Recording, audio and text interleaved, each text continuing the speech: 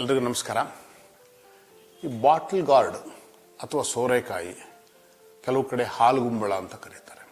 ಇದು ಕುಕುರ್ಬಿಟೇಸಿಯೆ ಅನ್ನುವ ಒಂದು ಕುಟುಂಬದ ಸದಸ್ಯ. ಇದು ಬಾಟಲ್ ಗಾರ್ಡ್ ಅಂತಾನೆ ಕರೆಯಕ್ಕೆ ಕಾರಣ ಏನು ಅಂತಂದ್ರೆ, ಬಾಟಲ್ ಶೇಪ್ ಇರೋದ್ರಿಂದ ಬಾಟಲ್ ಗಾರ್ಡ್. ಇದಕ್ಕೊಂದು ಬಹಳ ವಿಶೇಷತೆ ಇದೆ. ಏನಂದ್ರೆ, ಒಂದು ನಮ್ಮ ಆಹಾರದಲ್ಲಿ ಬಳಕೆ ಆಗೋದು ಅಷ್ಟೇ ಅಲ್ಲದೆ ಸಂಗೀತ ಲೋಕದಲ್ಲೂ ಕೂಡ ಇದರ ಬಳಕೆ ಬಹಳ ಪ್ರಮುಖವಾಗಿದೆ. ಹಾವಾಡಿಗನೊಬ್ಬನ ಪುಂಗಿಯಿಂದ ಹಿಡಿದು ಹೆಸರಾಂತ ಸರೋದು ವಾದಕರ ಸರೋದುವರೆಗೂ ಅದರ ಬಳಕೆ ಇದೆ. ಪುಂಗಿನಲ್ಲಿ ಬಳಸ್ತಕ್ಕಂತಹ ಸೋರೆಕಾಯಿ ಚಿಕ್ಕದಾಗಿದ್ರೆ, ಸರೋದಲ್ಲಿ ಮತ್ತು ಕೆಲವೊಂದು ವೀಣೆಗಳಲ್ಲೂ ಕೂಡ ರೆಸೊನೇಟರ್ ಆಗಿ ಈ ಸೋರೆಕಾಯಿಗಳನ್ನು ಬಳಸ್ತಾರೆ. ಹಾಗಾಗಿ ಹೊಟ್ಟೆ ತುಂಬಿಸೋದ್ರಿಂದ ಹಿಡಿದು ನಮ್ಮ ಮನಸ್ಸಿಗೆ ಆನಂದ ಕೊಡ್ತಕ್ಕಂಥ ಸಂಗೀತದವರೆಗೂ ಕೂಡ ಸೋರೆಕಾಯಿ ನಮ್ಮ ಮಾನವ ಕುಲಕ್ಕೆ ಸಹಕಾರಿಯಾಗಿದೆ. ರೆಸೊನೇಟರ್ ಆಗಿ ಅಂತಂದ್ರೆ ಹೇಗೆ ಮಾಡ್ತಾರೆ ಅಂತಂದ್ರೆ, ಸೋರೆಕಾಯಿ ಒಳಗಿನ ತಿರುಳನ್ನೆಲ್ಲ ತೆಗೆದು ಅದಕ್ಕೆ ಸೋರೆ ಬುರುಡೆಯಾಗಿ ಮಾಡಿಕೊಂಡು ಅದನ್ನು ನಾವು ರೆಸೊನೇಟರ್ ಅಥವಾ ಸ್ವರವನ್ನು ಅನುರಣಿಸುವ ಅನುರಣಕ ಆಗಿ ನಾವು ಅದನ್ನು ರೂಪಾಂತರಗೊಳಿಸಿಕೊಂಡಿದೆ. ಸರೋದಗಳಲ್ಲಂತೂ ಸೋರೆಕಾಯಿಯ ಸರೋದ ಅನುರಣಕ ಅಥವಾ ರೆಸೊನೇಟರ್ನೇ ಬಳಸೋದು. ಕೆಲವೊಂದು ವೀಣೆಗಳಲ್ಲಿ ಈಗ ಬೇರೆ ಬೇರೆ ಥರದ ಅನುರಣಕ ಅಥವಾ ರೆಸೊನೇಟರ್ಗಳನ್ನು ಬಳಸ್ತಾ ಇದ್ದಾರೆ. ಹಾಗಾಗಿ ಬರೀ ಅಷ್ಟೇ ಅಲ್ಲದೆ ಮೀನುಗಾರರ ಬಲೆಯನ್ನು ತೇಲಕ್ಕೆ ಅಂದರೆ ನೀರಲ್ಲಿ ಎಸ್ದಾಗ ಅದು ತೇಲ್ತಾ ಇರಬೇಕು. ತೇಲೋದನ್ನು ಕಾಪಾಡಿಕೊಳ್ಳೋದಕ್ಕೂ ಕೂಡ ಈ ಸೋರೆ ಬುರುಡೆಗಳನ್ನು ಬಳಸ್ತಾರೆ. ಹೀಗೆ ನಮ್ಮ ಹೊಟ್ಟೆಯನ್ನು ಹೊರೆಯೋದಕ್ಕೆ ಬೇಕಾಗುವ ಬಹುಪಾಲು ವಿಕಾಸದ ಅನುಭವಗಳನ್ನು, ಲಾಭಗಳನ್ನು ಮಾನವ ಕುಲಕ್ಕೆ ಈ ಸೋರೆಕಾಯಿ ಕೊಟ್ಟಿದೆ. ಈ ಸೋರೆಕಾಯಿಗೆ ವೈಜ್ಞಾನಿಕವಾಗಿ ಲಗೆನೇರಿಯಾ ಸೈಕರೇರಿಯಾ ಅನ್ನೋ ಒಂದು ಹೆಸರನ್ನು ಕೊಟ್ಟಿದ್ದಾರೆ. ಈ ಹೆಸರನ್ನು ಇದನ್ನೇ ಕೊಡೋಕ್ಕೆ ಕಾರಣ ಏನು ಅಂತ, ಲಗೆನೇರಿಯಾ ಅಂತಂದರೆ ಪಾತ್ರೆ ಅಥವಾ ಫ್ಲಾಸ್ಕ್ ರೂಪದ್ದು ಅಂತ ಅರ್ಥ.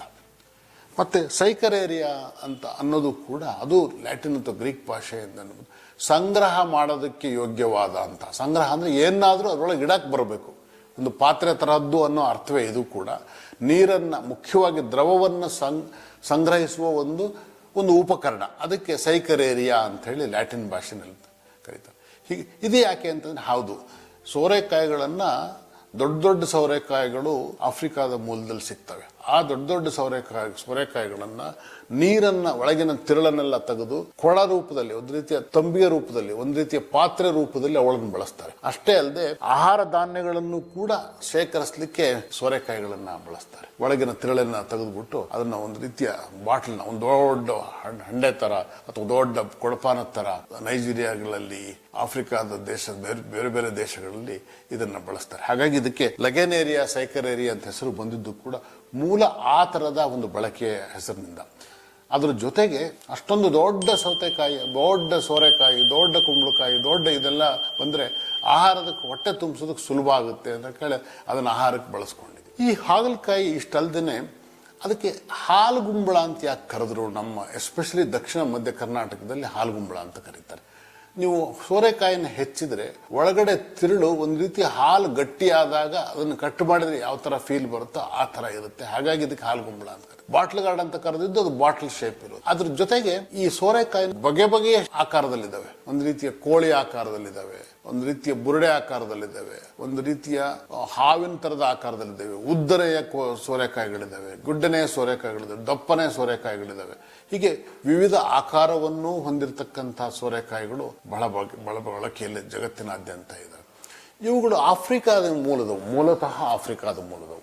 ಅಲ್ಲಿಂದ ಪೂರ್ವಕ್ಕೆ ಇಂಡಿಯಾ ಮತ್ತು ಚೈನಾ ಮತ್ತು ಆಸ್ಟ್ರೇಲಿಯಾದವರೆಗೂ ಹಬ್ಬಿದ್ರೆ, ಅದೇ ರೀತಿ ಅಮೆರಿಕಕ್ಕೂ ಕೂಡ ಸ್ವತಃ ತಾವೇ ವಲಸೆ ಹೋಗಿವೆ. ತಾವೇ ಅಂತಂದ್ರೆ ನೀರಿನ ಮೂಲಕ, ಸಾಗರಗಳ ಮೂಲಕ ವಲಸೆ ಹೋಗಿವೆ. ಹೀಗಾಗಿ ಜಗತ್ತಿನಾದ್ಯಂತ ಹೆಚ್ಚು ಕಡಿಮೆ ಇವತ್ತು ಸೋರೆಕಾಯಿ ಇಲ್ಲದೆ ಇರೋ ದೇಶವೇ ಇಲ್ಲ. ಅದು ಮೂಲತಃ ಅದರಲ್ಲೂ ಒಂದು ಉಷ್ಣವಲಯ ಮತ್ತು ಸಮಶೀತೋಷ್ಣ ವಲಯದ ಎಲ್ಲ ಜಾಗವನ್ನು ಕೂಡ ಸೋರೆಕಾಯಿ ಆವರಿಸಿದೆ.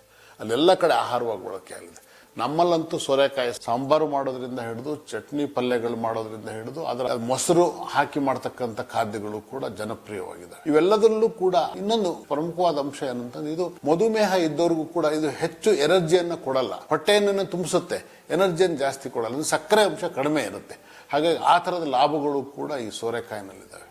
ಇದ್ರ ಜೊತೆಗೆ ಈ ಸೋರೆಕಾಯಿನ ಸಿಪ್ಪೆಯನ್ನು ಕೂಡ ತಿನ್ಬೋದು. ನಮ್ಮಲ್ಲಿ ನಾವು ಸ್ವಾಭಾವಿಕ ತಿಂದೇ ಇರ್ಬೋದು, ಭಾಳ ಕಡೆ ಸ್ವಾಭಾವಿಕ ಅದರ ಸಿಪ್ಪೆಯನ್ನು ಕೂಡ ಪುಡಿ ಮಾಡಿ ಅದಕ್ಕೆ ಬೇರೆ ಬೇರೆ ಒಂದು ಸಾಂಬಾರು ಪದಾರ್ಥಗಳನ್ನು ಸೇರಿಸಿ ದ್ರವರೂಪದ ಆಹಾರಗಳನ್ನು, ಕೆಲವೊಂದು ಪೇಯಗಳನ್ನು ಮಾಡಿ ಕೆಲವೊಂದು ಸಮುದಾಯಗಳು ಬಳಸ್ತವೆ. ಆಫ್ರಿಕಾದಲ್ಲಿ ಮತ್ತು ಯುರೋಪ್ನಲ್ಲಿ ಕೆಲವೊಂದು ಸಮುದಾಯಗಳು ಆ ಥರದ ಪೇಯಗಳನ್ನು ಮಾಡಿ ಬಳಸ್ತಾರೆ. ಹಾಗಾಗಿ ಈ ಸೋರೆಕಾಯಿಗೆ ಒಂದು ಸಂಗೀತಕ್ಕೆ ಅನುಗುಣಕವಾಗಿಯೂ ಬಳಕೆಯಲ್ಲಿರ್ತಕ್ಕಂಥದ್ದು ಜೊತೆಗೆ ಆಹಾರವಾಗಿಯೂ ವೈವಿಧ್ಯತೆಯ ಆಹಾರಗಳನ್ನು ಕೂಡ ಈ ಸೋರೆಕಾಯಿ ಕೊಟ್ಟಿದೆ.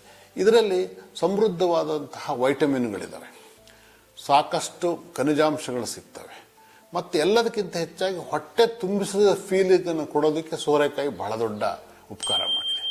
ಇಷ್ಟೆಲ್ಲದನ್ನು ಮಾಡಿ ಮಾನವ ಕುಲಕ್ಕೆ ಸಹಕಾರಿಯಾಗಿ ನಮ್ಮ ಜೊತೆಯಲ್ಲೇ ಇದೆ.